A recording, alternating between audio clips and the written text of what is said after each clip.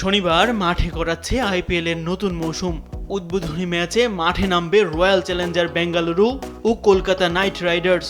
আর রোববার নিজেদের প্রথম ম্যাচে মাঠে নামবে মুম্বাই ইন্ডিয়ান্স। এই ম্যাচে অবশ্য নিষেধাজ্ঞার কারণে খেলতে পারবেন না নিয়মিত অধিনায়ক হার্দিক পান্ডিয়া।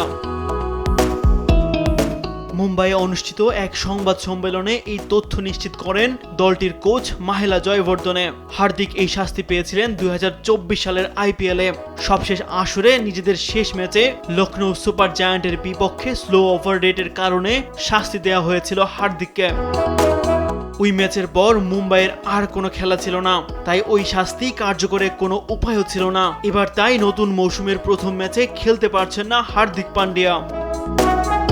2024 আইপিএলে একই অপরাধ 3 বার করায় এক ম্যাচ নিষেধাজ্ঞায় পাশাপাশি বড় অঙ্কের জরিমানাও গুনতে হয়েছিল হার্দিককে। এবার আসরের উদ্বোধনী ম্যাচে তার অনুপস্থিতিতে সেই দায়িত্ব সামলাবেন সূর্যকুমার যাদব। নিয়মিত অধিনায়ককে ছাড়া মুম্বাইয়ের শুরুটা কেমন হয় সেটাই এখন দেখার বিষয়।